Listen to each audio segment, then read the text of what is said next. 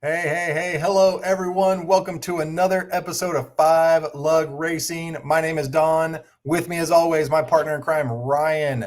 We are here to break down Nashville. We just left Music City, and it was an exciting one. Maybe not as exciting as some of the other races, but it still gave us plenty to chat about, and we can't wait to break it down for you guys. We are also headed to Michigan International Speedway. I can't wait for this race just because of how last year's race played off. So many people were contending for that one. So we'll talk a little bit about Michigan, get you updated on your playoff points, all the good stuff that comes with it. But of course, we got to give a shout out to our sponsor, KK Diecast Community. They're on Facebook. We'll set you up with his link down there in our descriptions. KK Diecast Community is running a diecast of the week. This week, it is Ross Chastain's autograph Dirty Mo Media. It's a color chrome. It looks incredible. Jump on that page and get you a bid in while you still can. It is an awesome car. Ryan, we just left Music City. We're singing the tune of Another Note in the playoff picture. We'll talk about that here in a second. My friend, how you doing, bud? Good to see you. Oh, it's good to be seen, and I'm doing well. Hope you are the same. Yeah, Music City. Well, there was some music there, and the Ryan Blaney fans can finally rejoice because he is off the schneid. He he really put a whooping on him in the second half of this race, and just an incredible showing for the 12 car that had a lot of pace in practice, especially the long run pace. He loved his car in practice. I mean, he didn't even want to come off the track. It's scary when you get a car that good. You know, in practice, you wonder, is this truly going to translate into a race? And it certainly did for the 12 bunch. Congratulations to Team Penske and Ryan Blaney punching their ticket to the postseason.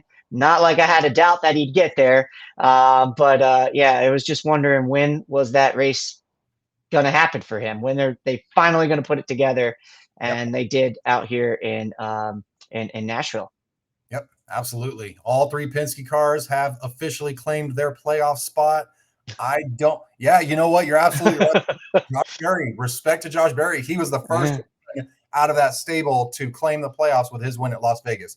Excellent point, Ryan. But yeah, congratulations to the Penske guys, their teams, all the good stuff that they're finally starting to turn the corner. You know, we see this almost year after year, right? Penske just, for whatever reason, starts off slow. Get through the first 3 months, putter along, get a win here and there, maybe don't look as strong as the rest of the teams. And then all of a sudden they're lighting on all cylinders.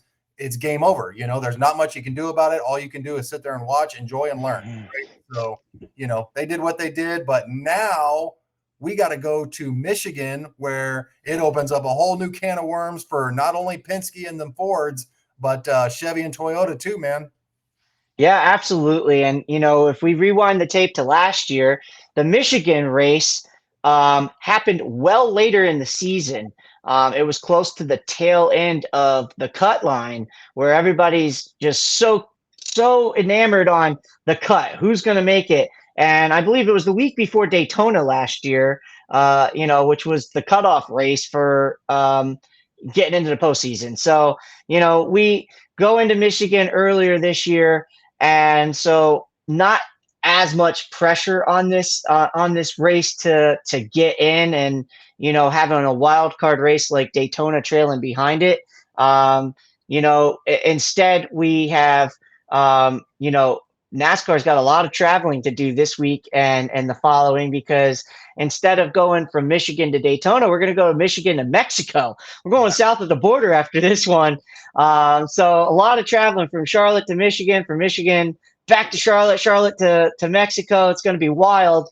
But looking at how things set up in the Irish Hills of Michigan, that track is dynamic in the sense of how much speed you carry and the amount of lanes that you have to put your vehicle to where it's going to work best for you.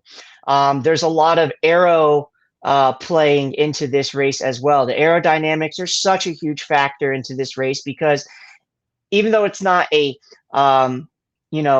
pack race like your Daytona and your Talladega and Atlanta, there is significant amount of drafting that comes into effect here at Michigan because of the speeds that you carry and how you can manipulate the air around you with the vehicles that are beside you. But there's times where you're going to see 4 or 5 wide racing and cars making moves. And I just think back to last year, there was a point earlier in the race where Denny Hamlin and Kyle Larson are side by side battling for a lead. And from about 6 car lengths back, like a rocket around underneath them, comes the 23 car Bubba Wallace. And he just takes advantage of those two, kind of creating this big arrow block and just uses it to slingshot and catapult around him with the momentum he had and drove away from him for a little bit until it kind of all settles back out and those cars can catch back up. But cars may tend to pull away. You can pull away and get a little bit of a lead here, but there's always going to be that wake, that draft, and all those things that you have to manipulate. And there's plenty of opportunities to pass high, low, middle, wherever. It works. It's fun. It's exciting. And I'm here for it. Absolutely. Michigan is an absolute blast. I would love to experience it in person one day. Like you said, the speeds that these guys get up to, just absolutely tremendous. We see plus 200 sometimes when they're getting to the end of the front straightaway. Now, it's not a true front straightaway, as it's a giant curve all the way through, which allows them to get that kind of momentum and speed into turn one. It's a ton of fun. I cannot wait. Another thing is, like you were saying with that aero dynamics, it's really interesting because we're going to see a ton of aero blocking again. Not too dissimilar from what we saw at Nashville on a shorter scale, but there's going to be a ton of aero blocking. There's going to be guys getting frustrated because their cars aren't handling as well a little bit further in the back, but that's okay. That's what you have to figure out as a driver. That's what you have to figure out as a team, how to get your booty up to the front of the pack. That way you're not dealing with all the dirty air and all the nonsense in the middle of the pack. Also staying away from what a lot of race fans call the squirrels. You don't want to get caught up in the squirrels and get caught up in somebody else's mess you have no business being around. So it's a cat and mouse game. Drivers are going to be doing everything they possibly can to get an advantage, to get to the front of the pack as quick as they can and keep it up there. So look for that sense of urgency to ramp up real quick in that race. Yeah, absolutely. And you mentioned the squirrels, Don, and at Michigan, because of how the arrow plays into effect, those squirrels can be in the front of the pack. We saw it last year with Kyle Larson. Absolutely just snaps loose and takes out some big competitors with him. He got into Christopher Bell. Bubba Wallace, his race was ruined because of it. Some big names were knocked out off of an arrow loose spin out, and just one of those scenarios because of how the air moves around. It can sometimes happen where you just crack loose, and when the cars around you are so, I want to say, spaced out, from top of the track down to the bottom of the track, not front and behind, just so that everybody at home has that understanding. When the cars are so spaced out from top to bottom of the track and you're up top and you whip it loose and you crack down the track in front of everybody, it's hard to be missed. You're gonna get somebody else is gonna get collected in that, and if not, it's a miracle. Because especially when it happens so close to a restart. So a lot of those things that play into it, can factor in. And oh yeah, of course, by the way, we saw a wild wreck here last year with Corey LaJoie going complete airborne on the back of this. NASCAR has since made changes to the shark fins and such on the car, and such to keep those cars grounded. So we're not calling Michigan International Speedway Michigan International Airport, because he just flat out took off, and we can't be having that. So NASCAR, hats off to them. They made changes immediately, and we haven't seen a car do that since. Knock on wood, it doesn't happen again. But it was a wild, hairy moment for Corey LaJoie last year, and he was having a great showing too. All the Spire cars were really, really fast here last year. We're all fixing to get top tens. Two of three did because LaJoy wrecked. But Right. it was just an insane race last year, how it played out. And, of course, you get that late race caution, overtime. We thought Tyler Reddick had it won. Then you have a restart. And then Tyler Reddick does end up winning it with a great push from Ty Gibbs, on a restart. But and going into this year, who knows? I mean, we've seen different winners in this race, and now we got to talk about that because in the last three races, we have to factor in something. Two of the last three winners at this track. I'm sorry. Yeah, there's only two out of the three active drivers in the field. One of them was Kevin Harvick in the last three races. He's since retired. The two winners in this field in the last 3 years is Chris Buescher and Tyler Reddick, who I just mentioned. So, you look at laps led and cars that performed really well here. Well, we have to add another one into the mix that is no longer in this field, and that's Martin Truex Jr. Martin Truex Jr. Was extremely strong here at Michigan, and I'll just throw this fact out here as far as laps led by Martin Truex Jr. He led 75 laps here in three races. Just so everybody goes, oh, 75 laps. That's not that much. Well, I beg to differ because the next person with the highest amount of laps led behind him was Chris Buescher at 53, and then 52 for Suarez. And you have Bubba Wallace Ross Chastain at 49, Bubba Wallace at 48. So, those leaders, right? It's hard to actually lead a lot of laps here in a race. We have not seen since this next gen car at Michigan a guy that goes out and just puts an absolute shellacking on the field. Right. It hasn't happened. I can think back to the days of past where you would have guys from Roush Racing like a Greg Biffle comes to mind.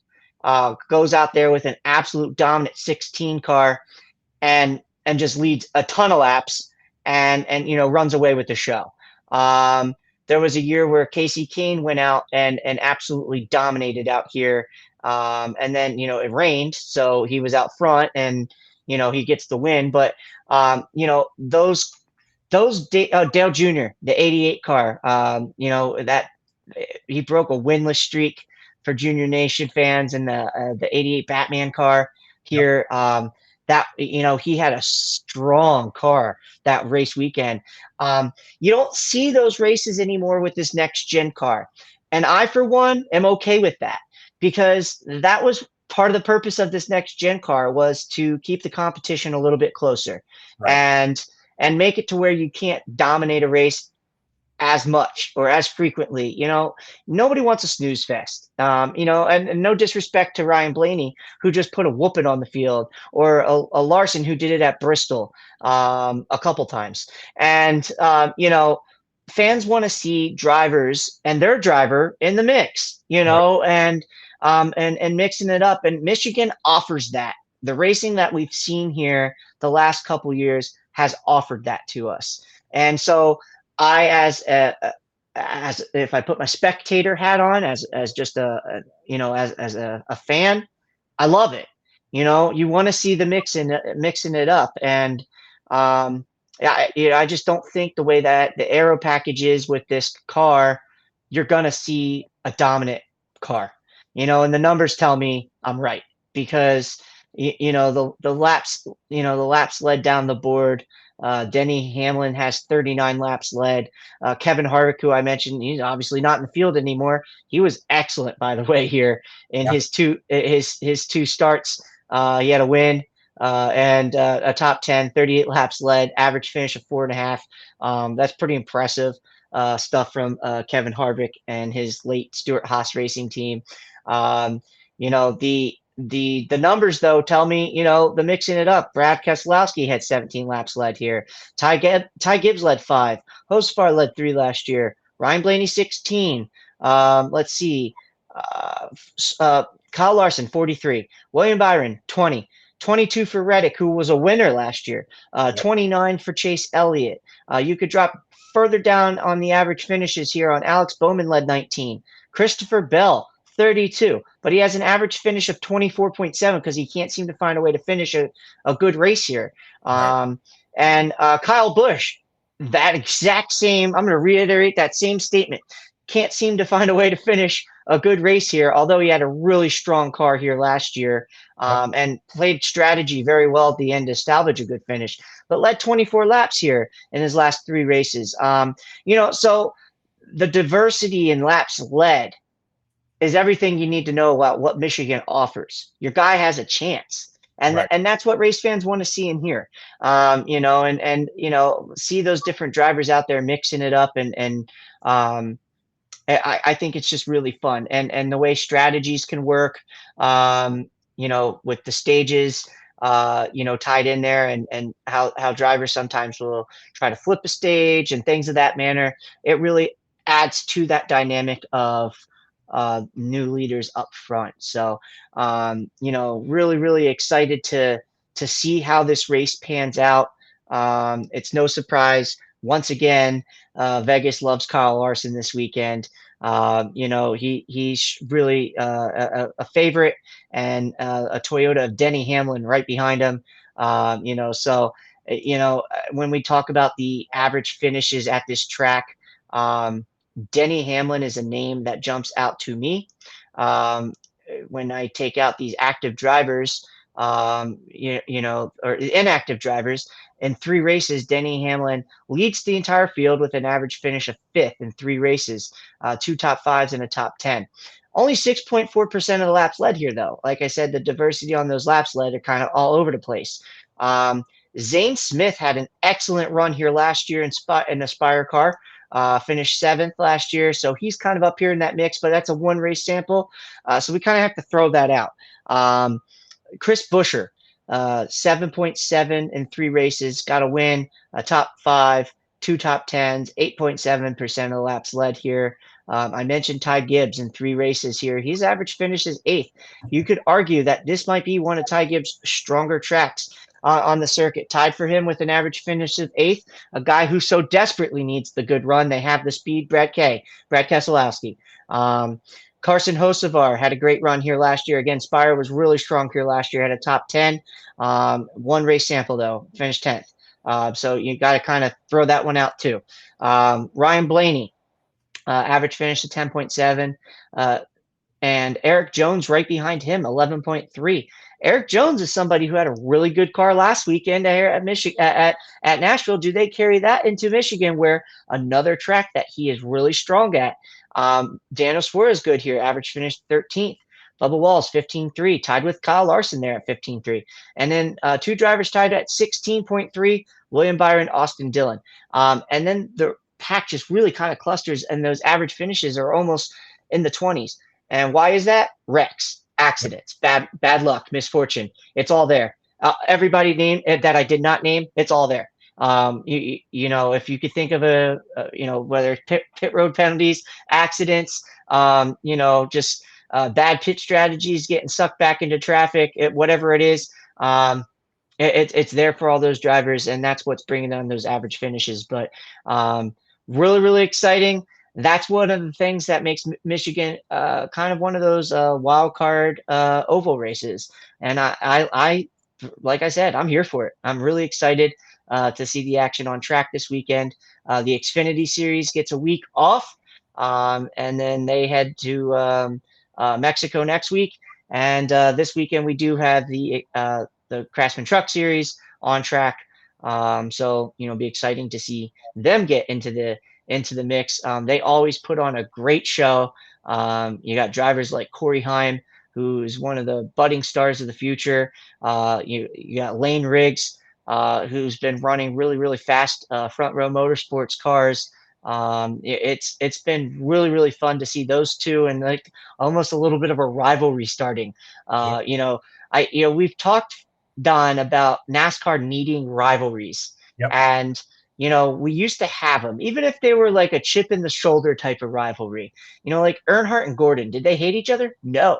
But did they go hard at each other on the track? Yes. And And then they they busted each other's stones off the track, right. and but it was fun, and it was, you know, it was a fun rivalry. And Corey Hyman Lane, I don't know if they're in that stone busting category right now. They've had some incidents on the track that have really started to brew a little bit of a rivalry. They're both a little bit of aggressive drivers. They're both really talented drivers, and Yep. they both want to win. So you got to kind of love and respect that. And then we've seen some other names in this series start to kind of emerge. Hats off to Raja Caruth coming off of his second career victory out in Nashville this weekend, and locks himself into the postseason. He is the first non-Cup driver to win in the Spire Truck program this season, and that's I feel like really important for that Spire Motorsports team to know that they can get it done. And they did. I mean, they brought an incredible piece for Raja. And when they do, Raja typically delivers. Yeah. Really, really talented young driver. Again, another future star in this sport, in my opinion. You're going to be continuing to hear a lot of that name. Get used to it. Raja Caruth is real deal. You don't win in this sport by accident. Right. And maybe one time, but two times, no. And especially not on the tracks that he's won at. He's won on intermediate tracks, and that's not easy. And it wasn't by fuel strategy or any of that. Raja Caruth's a legit winner in this sport, and I'm really, really excited to continue to watch his future.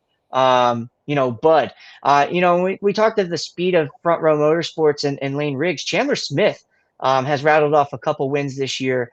Yep. He's been really, really fun to watch. And I want to give a shout out to Nice Motorsports, Caden Honeycutt, and not for nothing, Bailey Curry, when he gets the opportunities, is making the most of them as well. Nice Yep. is really starting to bring some speed to the tracks. Even when there's not a guy named Ross Chastain out there running in the Nice truck, those Nice trucks are very competitive, and they're up there dicing and mixing it up. Caden Honeycutt right now is sitting seventh in the playoff standings, Yep. or I should say in the driver standings. In the playoff standings, he's eighth, but still really, really solid. Truck week in, week out, seemingly for the 45 of Caden Honeycutt. By the way, he's a alum of the show, so if you have not seen that episode yet, scroll down, go check it out. Caden was excellent interview, really, really cool, just a racer. He gets behind the wheel and he competes. And you got to love that about him. And Bailey Curry, his teammate, has also been on the show. Blue collared guy, just a lot to like out of those seats, and great stories to tell all up and down the garage area. And we look forward to telling more of them. But those are some fun ones to check out, Don. Yeah, and for Bailey and Caden, what a mentor to have when Ross sits in the truck right beside him, and all they got to do is take notes, and that's just free, beautiful information for those young men to take straight to the mind and heart and utilize for their futures and their careers. I would love to have somebody like Ross Chastain jumping down into the trucks if I were one of those two, and showing me the ropes and kind of follow him around the track a little bit. Okay, this is why Ross is Ross Chastain, Yeah, so absolutely and love that. and to add to that, he also goes to the shop still. Yeah. Ross doesn't forget his roots and where he came from and who helped him. Yep. And I gotta love that and admire that about that man, because there is absolutely zero need for Ross Chastain to have to go back to Nice Motorsports and be there to encourage and talk and help those guys any way he can. Right. But he does, But and he does. that's huge, and that speaks a lot of volume of his character. Absolutely. And so just something I wanted to share with the people that may not know that he's still very actively involved, not just when he goes and fills a seat there, but he's still actively involved with that team and just tries to help any way he can. And I admire that about him. And it Um, goes, because look at what you said. Like, Caden is making a playoff push. It's not by accident. I know Bailey's still got a little bit more room for opportunity and improvement, but he's got the foundation that he needs to be successful. And I expect good things out of both of those young men. Absolutely, absolutely. So I expect another fun, exciting, action-packed truck series race this weekend. They always put on a great show, so make sure you guys tune into that one as well. But we're getting to that time, Don. It's time for the picks, Oh yeah. and we're going to change it up a little bit. So, we felt that, first of all, the NASCAR field is very competitive as it is as a whole. But Right. when we created this pick'em and we put a dark horse and we put a favorite, our dark horse sometimes was a driver that easily could go out and win a race. So we want to make it a little bit harder, and no disrespect to the entire field, but what we're going to try to do is keep our dark horse from say maybe 12th on down the standings, and then those favorites can be those guys that have been the model of consistency in and out, week in, week out. That's where our favorite will come from. So, more of a true dark horse and then a true favorite. And it was really one of Don's ideas, and I think it's a brilliant idea. So I'm here for it. So we're going to do it. And I'll go ahead first. Since it was your idea, I'll go first, and then I'll let you give your dark horse. Um, my my dark Love my dark horse is soon going to be one that's not going to be able to be called a dark horse, and we it. keep Right. seeing it week in, week out. He's getting a lot of love from the fans, a lot of love from the NASCAR community. Maybe not so much as competitors at times, but For good. for good reasons, because he's not afraid to rattle the cage. That old-fashioned saying. He's an aggressive driver. He's a young and talented driver with a ton of potential. And Yep. when you get a ringing endorsement from Dale Earnhardt Jr. saying he reminds him a little bit of Dad, that's saying something. And so, if you haven't guessed it yet, my dark horse is the 77 of Carson Hocevar, fresh off a runner-up finish, who very well was going to have a top three finish in Charlotte, in my opinion, for the 600. That car was bad fast if he wasn't going to win that thing. You know what I mean? Like, but the engine let loose. So the guy's been on a tear lately. They have the speed. He's going to find a way to win his race. And I'm saying it right now. The win is coming soon. It's not a matter of if, it's when. It could very well be this weekend. They had a ton of speed here last year as far as Spire Motorsports is concerned. And I feel like that's only going to improve with the seat time that this kid continues to get. He's impressed me with his tenacity since I've seen him in the trucks. And then he went out and broke his leg, went out and qualified the car a week later when we never thought he'd be in the car, like on a road course, for all things considered. It's like this dude is just him. He's a He's a bad bad man. dude. He's a great race car driver, and when it finally starts to click, I don't think he just gets one race. I think he might start to rattle off a few.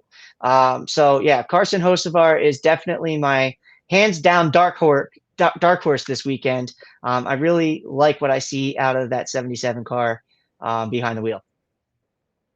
Can't argue a single aspect of what you just said about Carson. Carson is Carson Hocevar. The sport needs more Carson Hocevars, y'all.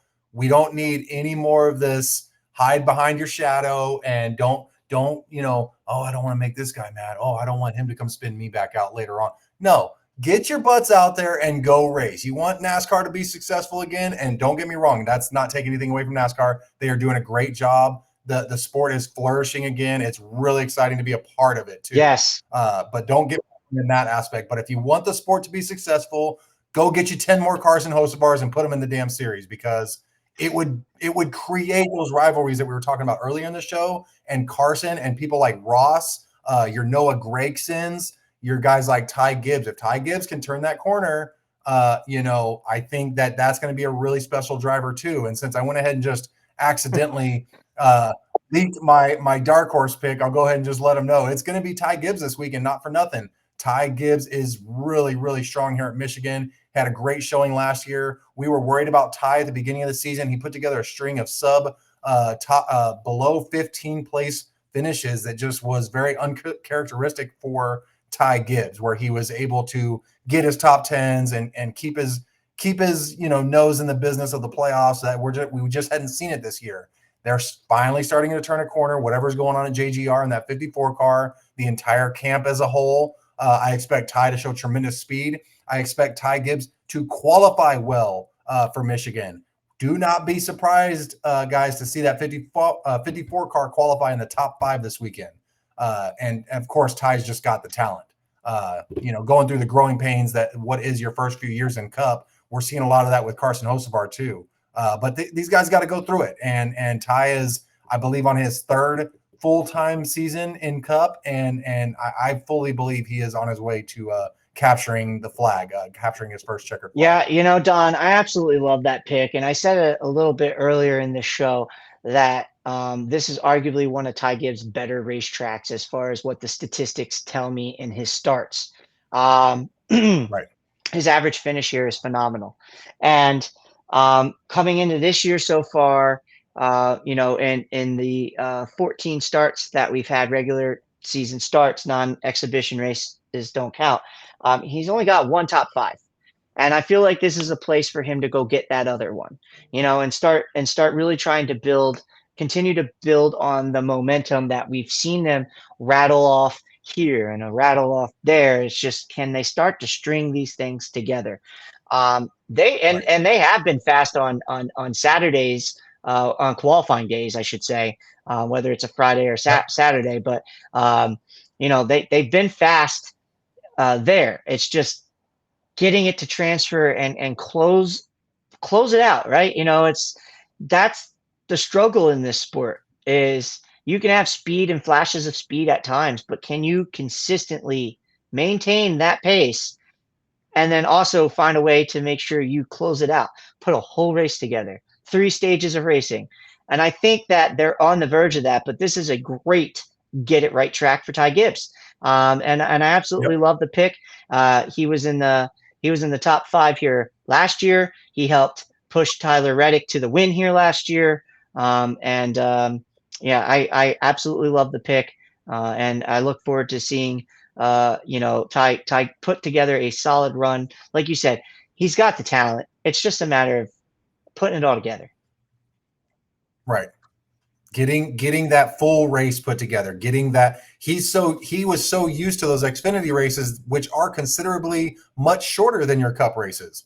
And so translating that from 2022 to 2023 and now into his 3rd year in Cup, has been a little bit more difficult. He seems to, have flashes of brilliance and then it just falls off for whatever reason, whether it be lack of experience, getting himself in trouble, pit road issues, et cetera, et cetera. The excuses go on and on. But at some point, you got to find a way to find yourself at the front of the pack at the end of these races. And Michigan is a great opportunity for that. Ryan, we are now doing our first week of picking above the 12 place line, but I think you're going to find your pick a little bit further, closer to that playoff edge, if I remember correctly. Yes, I am. And before I give that pick to you guys, I just wanted to let you guys know on the broadcast, you're probably going to hear a little something about seeding race for an in-season challenge that's coming up.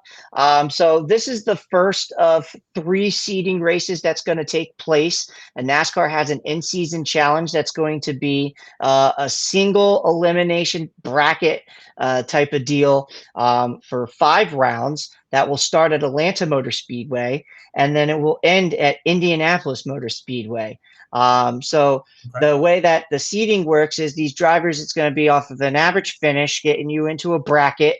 And then come Atlanta, boom, single eliminations based off of finishes.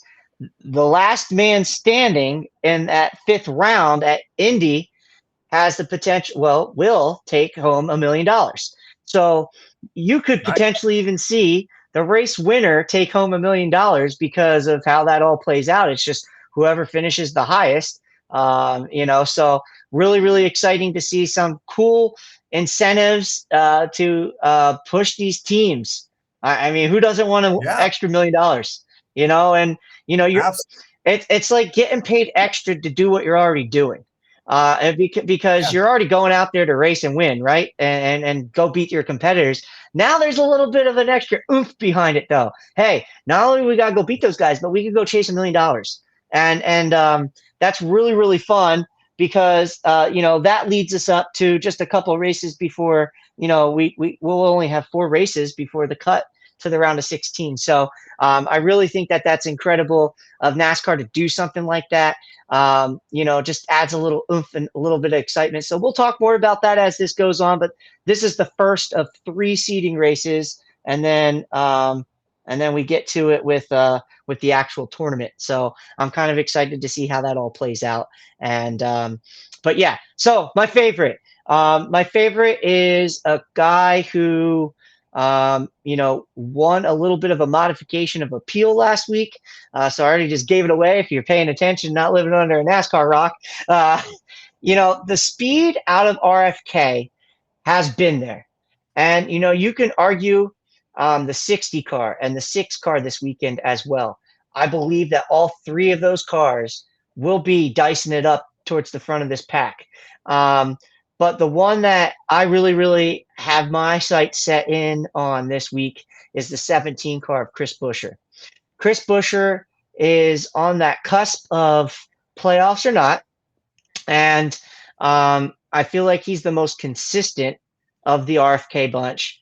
But this is a track that suits Chris Buescher. Chris Buescher also seems to excel on tracks where drafting is an impact as well. So you get a lot of those things. You get a strong Ford Mustang engine under the hood, and I believe that Chris Buescher could absolutely punch his ticket to the playoffs this weekend, not having to worry about the rest of the mess that is the cut line and all that stuff by going out and winning a race. They have everything they need and their capabilities to go out and do it. It's just a matter of, again, closing it out.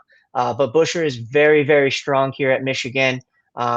He has an average finish in the last 3 races of 7.7.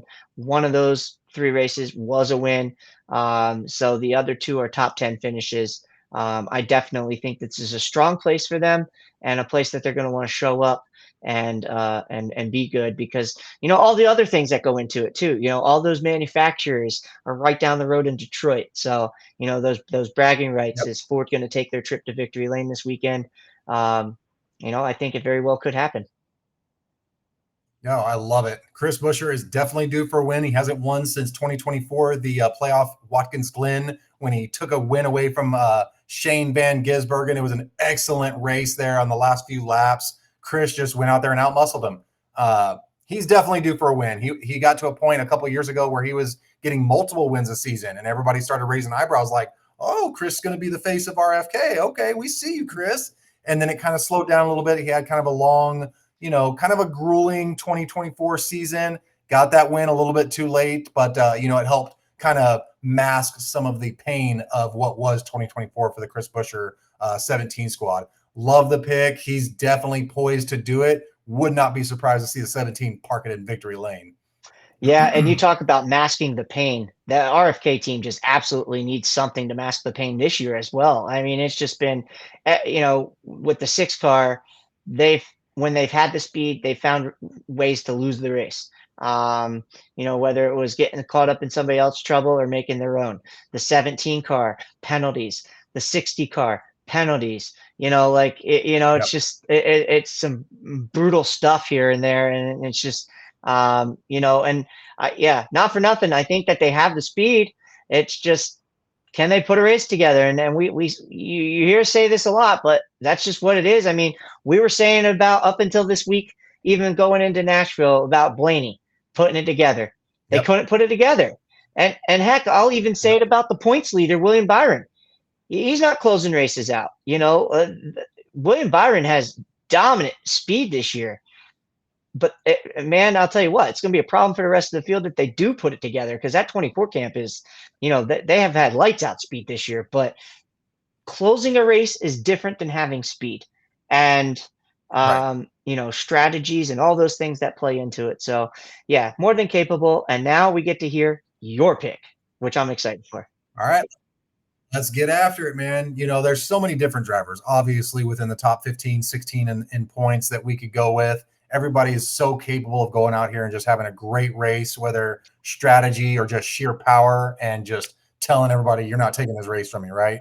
And I expect something similar to that from the driver that I'm about to pick. Of course, it's easy to pick drivers like this because being the savvy veteran that he is, on his team alone, he's got 3 super young guys on his team, right? And I'm going to go ahead and throw it out there, but it's going to be Denny Hamlin and that number 11 Joe Gibbs Racing Toyota. Denny knows how to win races. This one's right up his sleeve, just like a lot of tracks are these days for Denny Hamlin. He's great at all aspects of Michigan style racing, and he's gonna have a fast race car again. He had a super fast race car at Michigan last year. It didn't play out exactly the way he wanted to, as he ended up spinning out at one point in that race, and it kind of took away what was going to be a top 2, top 3 finish for sure. But I see him keeping it much cleaner, lessons learned, and giving that 11 team a chance to park and again capture that flag, checkered flag there at Michigan International. Yeah, and you mentioned that spin, but he still rallied to a top 10 finish. In the last 3 races, Yep. he has 2 top 5s, 3 top 10s here, average finish of 5th. Absolutely is just blistered the field here as far as average is concerned. Yeah, if he can keep himself out of trouble, and he's carrying momentum, and also probably going to be coming off the birth of a new family member into his family. I know they're on baby Yep. watch, and so that's exciting. And yeah, I think lots of reasons to like Denny Hamlin this weekend. Maybe a little bit extra motivation, with the birth of his child coming in into the weekend too. So really, really exciting for them. And I love the pick, man. Denny has, he had one maybe get away from him this weekend at Nashville, and he had a car that was capable of contending for a win, and I just that the speed's been there for them too. It's just closing it out, which we know he has a couple wins already on this season. He's a savvy vet, like you said. I love the pick, Don. And the Toyotas too. They were really strong here last year, so be fun to see how it all shakes down. And we'll say it now. As of right now, as we're recording this episode, the weather looks great, so I don't think we'll be racing on Monday here, which is also good. But Yep. yeah, I'm really, really excited for it. And yeah, I mean, NASCAR really needs the weather to be nice. They don't want to race on Monday here because they got to go to Mexico. So that would just logistically be a nightmare for them. So What a night that would create if you're already a day behind in the week you're going to a new track. That would just be a not just a new track, another country. Nope. So Right. that would be an absolute nightmare. So let's hope Mother Nature lets us race on Sunday and we don't have any of those worries. But I'm excited. You guys at home, make sure you tune in. Make sure you like, subscribe, all those fun things. We really, really appreciate you guys being here. All the feedback and love and support we've been getting over on the social media side of things at 5 Lug Racing on Facebook, Instagram. We really appreciate you guys. Absolutely. Well said, Ryan. Another wonderful breakdown and track preview. Guys, we're headed into week 15 of the NASCAR season. All right. We blink and we're going to be in the playoffs, and then the season's going to be over. Get your butts out to the track. I can't say it enough. We're lucky enough to go to a couple races each year, whether it be in town or out of town. We're trying to get out there as much as we can. Take the family, take somebody new, take a friend that hasn't gotten to experience it yet, and take their kids. Just see how you enjoy it. But yeah, man, Michigan would be a great opportunity for that kind of experience. I know we got a couple fans of the shows headed out to Michigan International this weekend. You guys be safe and all that good stuff. But yeah, another great episode here at 5 Lug Racing. Ryan, I wouldn't want to be doing it with anybody else. I appreciate you. And thank you to all of our fans. We'll talk to you guys on the next one. Y'all take care.